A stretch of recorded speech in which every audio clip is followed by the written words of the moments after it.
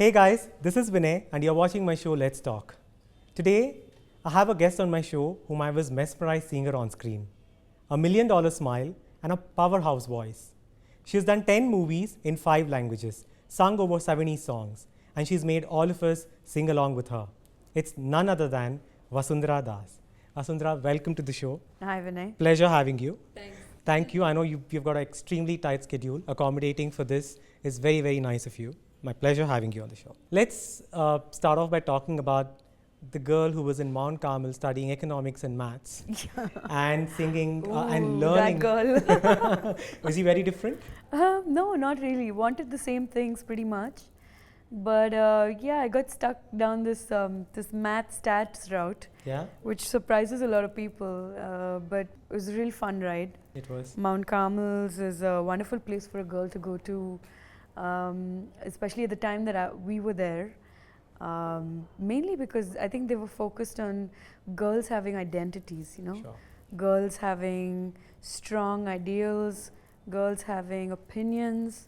So it was a wonderful place to be because it really fashioned you Sure. into a responsible citizen of the country, if I may say so, Sure. or someone that thinks A woman is little bit. substance. When Yes. you gotta get out of it, you're somebody. You learned music, classical music from your grandmother. You started at a very young age. Yes. Were you got into it and started loving it, or? No. I come from a musical family. I mean, we celebrate with music and we grieve also with music. So, a birth is celebrated with music, a death Mourned by music. is mourned with music. So, I mean, it's a part of our lives. We really live it in the true sense. Whether it's a party or a puja or whatever it may Yeah. be, there's always some music involved. My dad used to play the harmonica. My dad's sisters will always sing. So there's always been something associated with music. That being the case, I guess when I was 6 years old, my grandmother decided it was time to introduce me to music, and my cousin, who's now a pilot, used to live above me, and so obviously she figured we had too much time to be goofing off with, and we needed to have some serious passions in life. So she sat us down one day in front of her harmonium, and she asked my cousin, she asked him, what do you want to learn? You want to learn music? What kind of music do you want to learn? Hindustani, Carnatic? And so he said Hindustani. At 6 years, Yeah. I didn't know what the difference was. I said, whatever he's He going to says. learn, yeah. So that's how it began. I didn't even know what I was getting into at the time, but it all began. And I think thanks to my parents and my grandmother and their sort of pushing me through those initial years, because Yeah. those are the most difficult years of anybody's training in music. True. And from a person who was learning classical to giving songs like Aaja Gufaon Mein Aaja and the powerhouse voice you had, what was the difference in terms of singing a classical music versus singing movie music? Well, the basis is the same. Everybody, when you learn whichever classical form of Indian Sure. music you learn, it is rag based, Yeah. and it's very intense, and it's pretty deep. There's so much life As into it. as a form of music, it's pretty deep. And when you come into film music, those are the bases of what you're going to carry forward into some. So you're just applying a small amount of what you learnt, And applying to that. applying it into something else. And first break in the music was with Mr. A R Rahman. Yeah. My first commercial recording, yes, was with him. Rahman. Yes. How was the experience?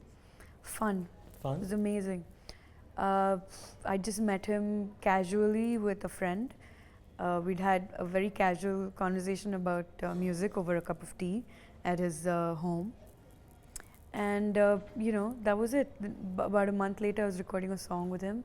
Mudalwan, right? Yeah, it was Shakalaka Baby. I mean, I have to say that before this particular time in my life, when I was in Chennai and doing all of this work, I hadn't really listened to playback all that much. Of course, my association with film music was one my parents used to listen to, which was, Kishore Kumar, Yeah, Mohammed Rafi, and yeah. all of that. But other than that, that particular time, the current music that was going on and all of that, no, I wasn't really into that stuff.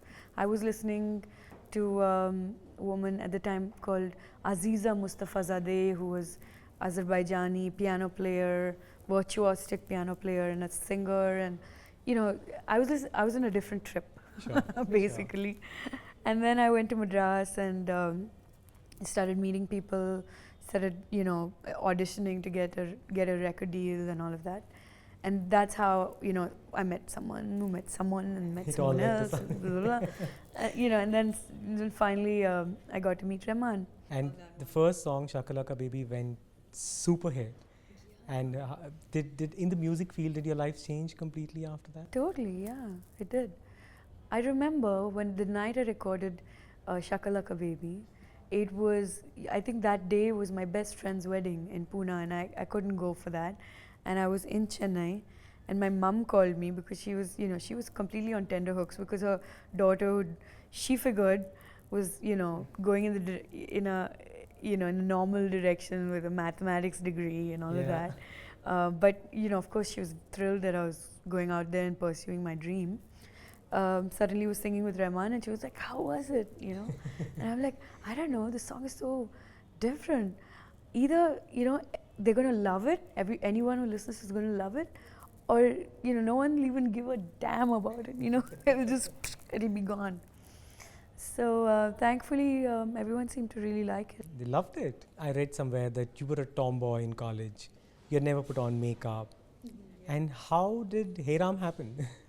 Hey Ram was really a bolt out of the blue. I didn't, in my scheme of things that I would be doing or might be doing when I grew up, all of that, never once did I imagine I would be an actress. It was completely unexpected. I never saw myself in those shoes. And in fact, the first screen test that I did was incredible because, for Hey Ram especially, I remember that I went in and, there was this, I thought, oh, it's going to be Western clothes and I'm going to have a little bit of makeup or whatever and all that. But this guy like totally piled it on, on my face, like pancake and this and that and all kinds of things. And then I, to my absolute, I don't know, I think horror was the right word. I had to wear a sari and someone's putting this big braid on my hair. I've always had like short hair. And I was like, okay. And then I go and I have to be inspected by Kamal Hassan. And then he looks at me and he goes, what did you do? Why did you put all this makeup on? No, take it off, He was so mad. He was like, no, makeup. He just wanted you just like that. Just the way it was.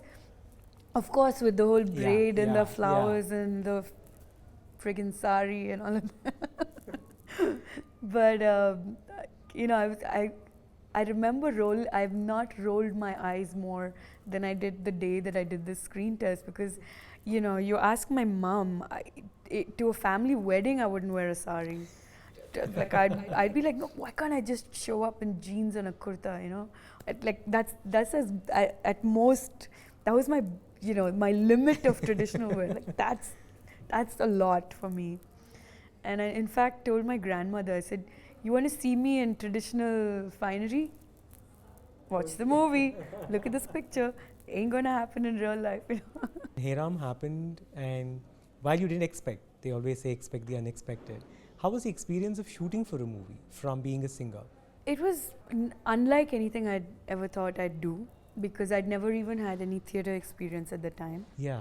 And so I'd never really had experience acting out something that was written for me or acting out a screenplay or doing a scene. None of this. I mean, it was completely new to me. So, in fact, even the audition process was something so new to me because, I was made to read from passages. I was made to speak in different languages because, remember, it was a bilingual and we needed to, he wanted to do it properly. He didn't want to just dub it. So he wanted us to shoot in Tamil and shoot in Hindi immediately. The scenes were shot immediately one after the other. And while most Indian movies at that time were being dubbed. Yeah. We were doing sync sound on set, so he wanted me to be audible. I mean, so a lot of techniques that you learn doing theatre over years Yeah. was something that was expected of me 3 days later. 3 days later, you know. So after the audition, when I got the role, I was like, oh, when do we shoot? And all. He's like, oh, tomorrow if you're ready, you know. I was like, oh, no. But you know, 3 days later was when we started. But really, the experience was pretty incredible. But when you gave the audition, did you ever think you would get the role? Of course not. Of course not. I was laughing. I was like, wow. I mean, it was so ironic. I was here to do something completely different. Now suddenly, and this was, I think, my third or fourth movie offer. By this time, I was like, what? I mean, I was in disbelief, you know. I was like, this is really happening.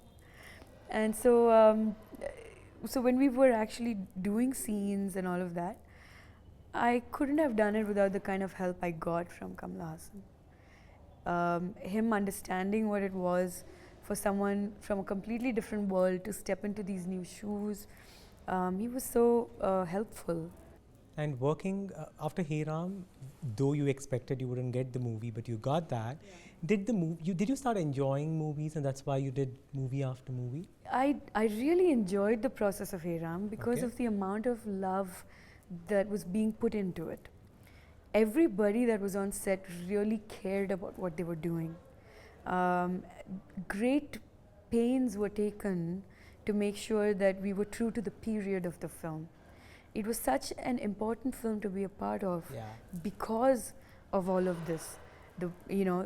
The consequence of the box office is completely different. It's, you know, that's a whole other story.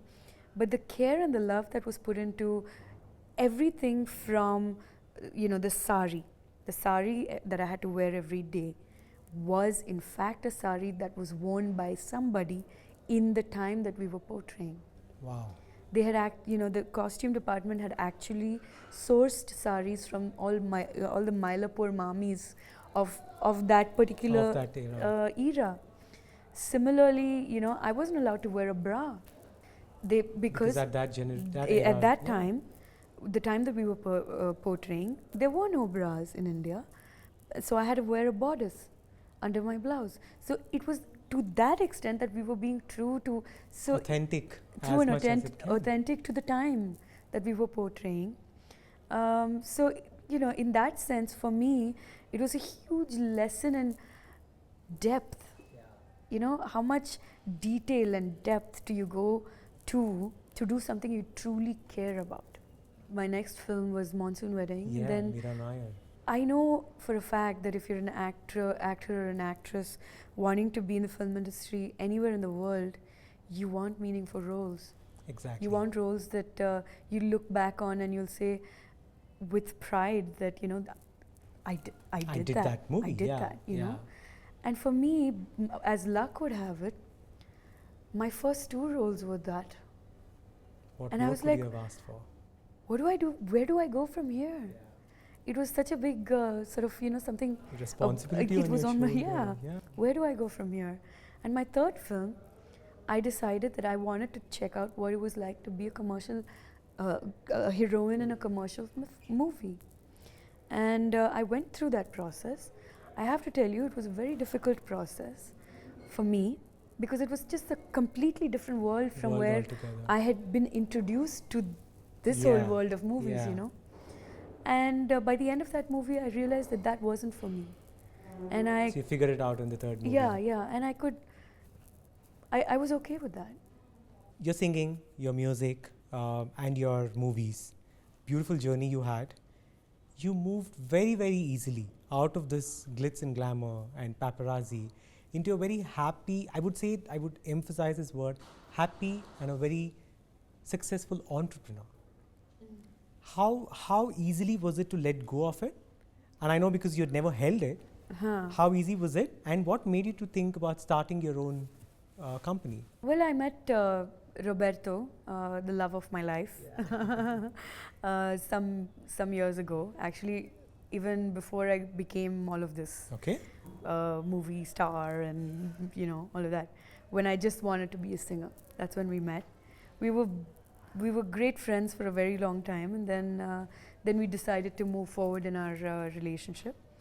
But at that time, there was a lot going on in my life as in the entertainment world and all of that. But there was some common goals that we had. He'd always been an entrepreneur. He'd always been doing different kinds of businesses and had made great successes of many of them. And at one point, he decided that if he was going to take on another journey in entrepreneurship, it needed to be something that he really, truly loved and he really wanted to do, to be able to put all of himself. Because you have to understand, entrepreneurship is not like having a day job. Yeah. You, it's 24/7.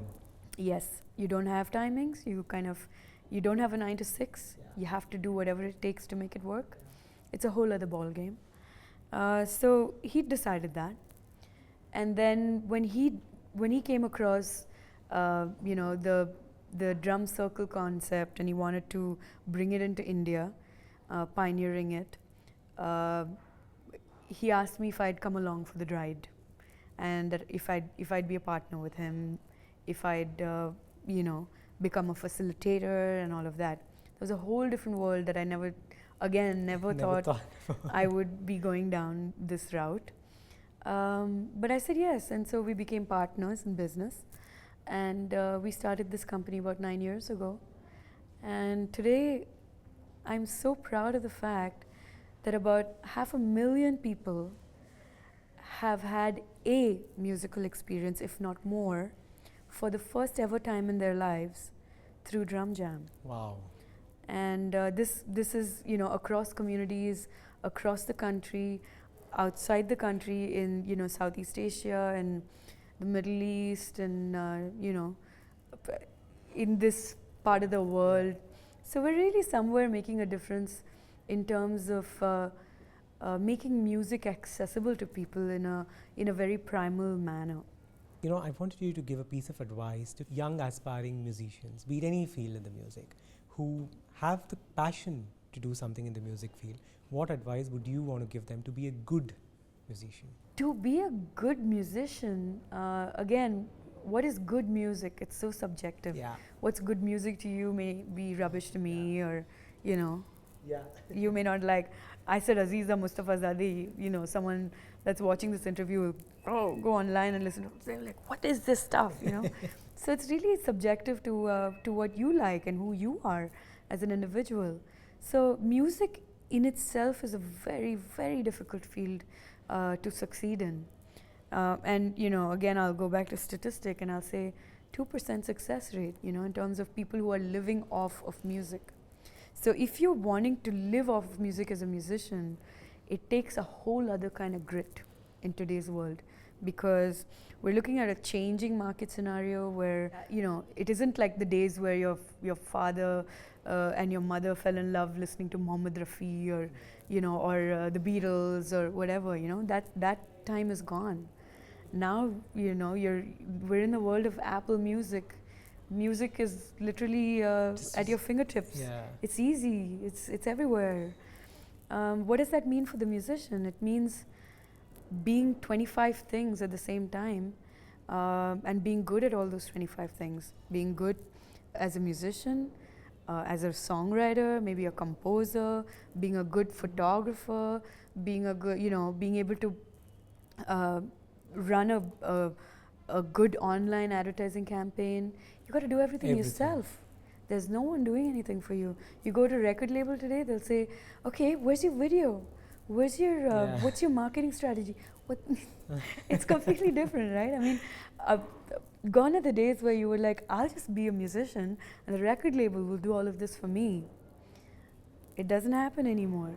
And then we're talking about your listener. Your listener is like, okay, I'll listen to your song for free. It's like, I'm doing you a favor, man. No, I mean, so Times have changed. Understand that the time that you're living in, and try and figure out what best works for the kind of music that you want to do. Are you niche? Are you mass? Are you, what kind of music are you doing? Who is your audience? Where are they? Are they online? Are they offline? What kind of strategy do you need to make sure your music gets to them? And have value for who you are and what you do. For me, I believe that somewhere the musician has lost this sense of value for themselves in this whole thing of I'll give my music away for free. I know the whole world is saying like, oh, here, take my music, listen to it. But I think that true respect comes when you respect yourself. You know, you've done a lot of projects in terms of giving back to the society, in terms of creating awareness, be it HIV, be it Mission Ustad, you know, a lot of good initiatives coming up from you. This season, Bangalore season of Let's Talk, we are spreading cancer awareness. It's very alarming to know. Statistics say that more than 30% of India would be diagnosed with cancer in coming years. And it's very alarming and heartbreaking to see that. So what would be your piece of advice to people seeing this? This is a very personal question because this past couple of years have been probably the toughest years of my life because of cancer. My mum is in remission from breast cancer right now, currently. I'm sorry. She's doing all right. We were lucky. We found out about it in time, in good time. So she's still with me. It's a whole other thing that I lost my dad in this whole messy 2 years. So it's a very difficult space for me personally at the moment. But with regard to cancer, I think there are certain things that we need to change, and this might take a little while to change. Yeah. One is that I think a lot of our habits have to change. There are a lot of great things that we used to do that we don't do anymore. There are a lot of things we can learn from other people that we need to incorporate into how we live our daily lives. We need to be a little more aware and get other people aware to go out and get checked and all of that in time.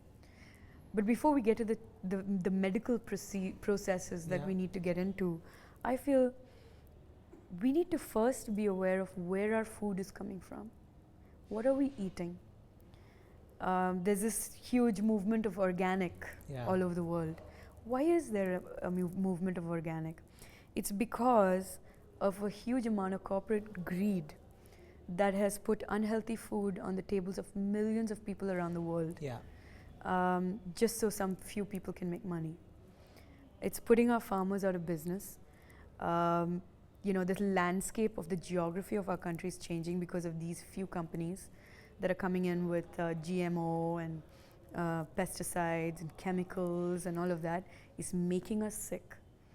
And so that's the beginning of it. Where does our food come from? I know of a lot of, I'm one of those lucky people that lives in a very liberal neighborhood where people speak about this and are trying to do something about it. For example, there are many women, housewives, working women, mothers, who are using gardens to farm. They are growing their own produce, vegetables, fruits. They are seeking out organic suppliers, verifying what those people mean by organic, using that kind of food in their cooking to make sure their families are healthy, changing their lifestyles to maintain health. So these are things that I think that's the first step. You can go and do your checkups and all of that. That's second. Yeah. But this is first. Lifestyle and healthy. Next, what are we doing with our garbage? Are we going and putting it into the earth? Because if we're doing that, we're cutting our own feet off. The moment you put food in put garbage in a landfill, you are contaminating the very earth you live on. So again, think again about what's going on in your trash. Because the more you segregate and the less that goes into that landfill, the better it is for you. I again come from a community and a city where this is very important. In fact, 3 days ago, the courts have declared that Bangalore has to segregate its waste. And they have shown us a way forward. This is something that many households in Bangalore and constituencies like Bellandur and Malleshwaram have been doing already. without government intervention or without the judges and the courts coming and saying, hey, you got to segregate garbage, without waiting for that to happen. So I'm really happy that this is something that's, so there's a concept called 2 bins and 1 bag. Yeah. So you're separating plastic waste, you're separating e-waste, you're separating organic waste. This is how to It's extremely important. that we need to move forward in terms of garbage segregation, so that we can all collectively live in a healthier city. We need to be aware, want to carpool and want to do different things, use the public transport. Bangalore's metro is taking a whole lot of time to come up, but once it's up, we should all start let's using use that. it. Because that means less pollutants. I mean, in the air that we are breathing. I mean, it's, you know, it's common sense. And you know, coming back to recycling, India's always been an economy of recycling, Yeah. right? So we've been that. Suddenly we're using these horrible black bags to throw our garbage. You know, it's all of these things that are contributing to cancer. True. At the end of the day, dangerous diseases like that. I'm sorry I went off on a rant, but No. you know, these are the things that we need to change, I feel. And that's then when we go and have our checkups at a regular, Which we should like which we regularly. should regularly, we'll probably be in a better place. Brilliant. In conversation with Vasundhara Das, we're going to be right back.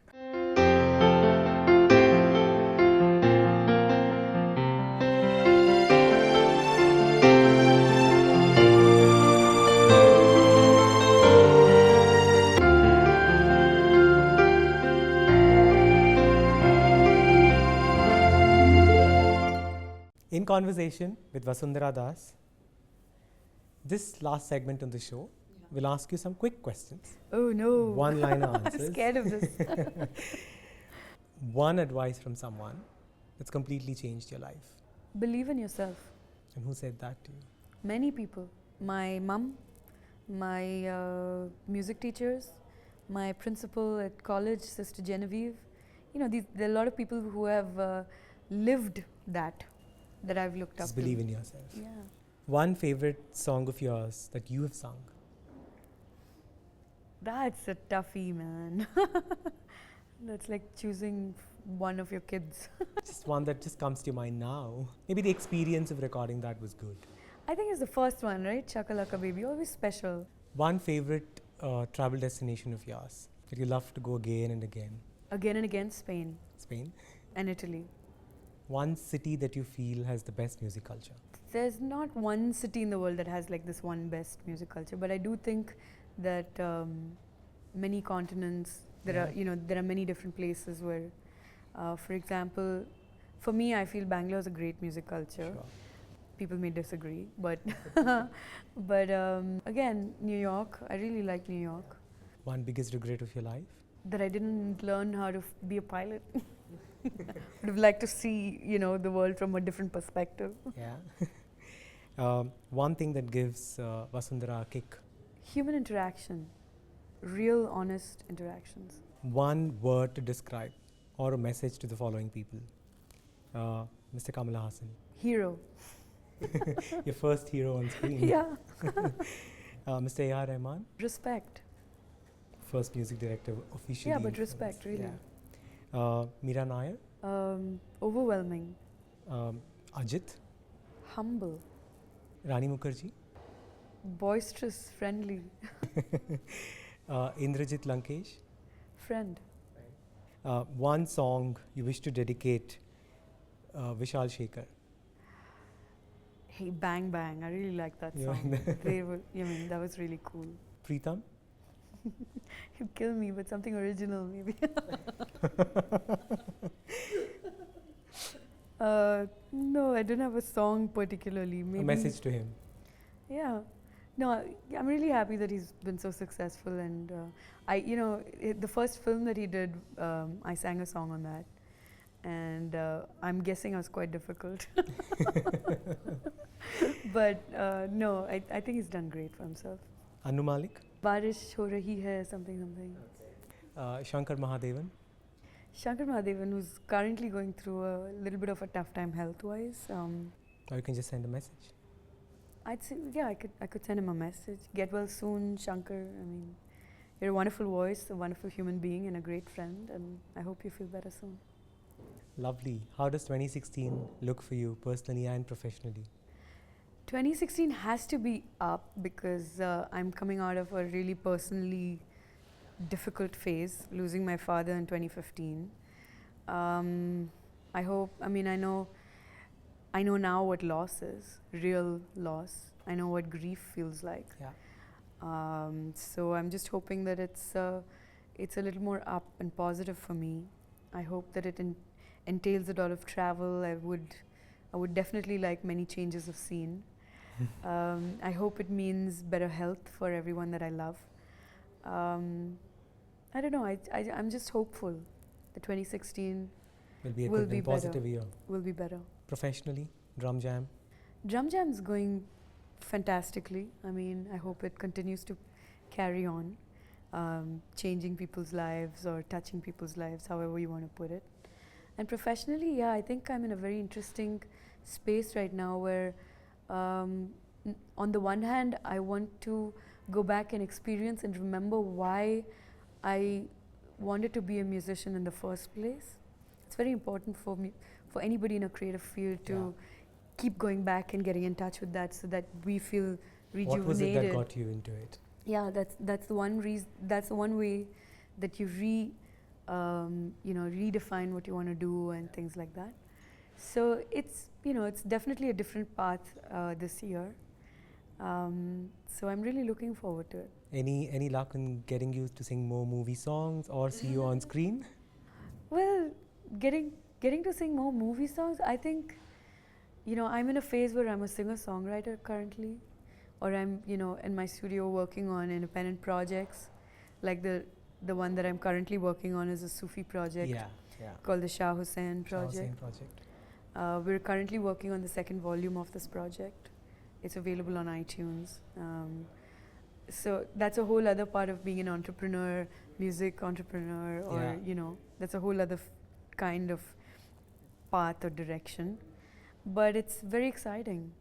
I just want to do projects that are interesting to me as a musician at this point. Movies? Anytime happening soon again? I'm not actively looking to do movies. Never have been. But the reason that I stopped doing them was because there wasn't anything interesting coming my way that I would, spend a big chunk of time away from music for. So yeah, you never know. If something superbly interesting comes your way and that works well for where you are at that particular point of time in your head, maybe. Brilliant. All best. Thank you. Wish you all the best personally, professionally in 2016. Last thoughts, how did you find the experience of coming here, taking time and coming and talking to me? It was very nice, Vinay. It was such a pleasant, exchange, conversation. And I'm grateful that you kind of know a little bit about who I am before you met me. Of course. So that the questions are relevant, because a lot of times, you come and do an interview and people don't know who you are at all. And you just have, a bank of questions that they've probably asked everyone they've met. So, it's great to have relevant questions come your way, that, ask you about things that mean something to you, that can shed a little bit of light on who you are outside of the persona that people perceive of you because of the kind of work that you're doing in one particular aspect of your life. So it's nice to sort of be able to share different parts of my life. So thanks. Thank you for coming. Before you go, request you, it'll be injustice to actually let you go without singing a song that comes to your mind for the show.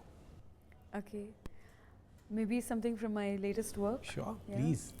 It's a non-film, sure. independent work. Yeah, good. And contrary to what people think that I sing, which is mostly Tamil, English, or sometimes Spanish and all that, this is in Punjabi. Sure. So my latest album was poetry of Hazrat Shah Hussain from the 15th century that we put to music in a project called the Shah Hussain Project. Song is called Hun Nahi Hatda. Hun nahi hatda माए नी हुण नहीं हटदा माए नी रांझे दे तरफों ख्याल रांझे दे तरफों ख्याल हुण नहीं हटदा तख्त हजारा लगदा प्यारा तख्त हजारा लगदा प्यारा खेड़ियां दे वसना मुहाल खेड़ियां दे वसना मुहाल हुण नहीं हटदा माए नी हुण नहीं हटदा. Wonderful. Thank you. Before you go, a little goodie from our gifting partners P.N. Rao and DC Designs. Thank you. And a selfie before you go. Yeah, sure.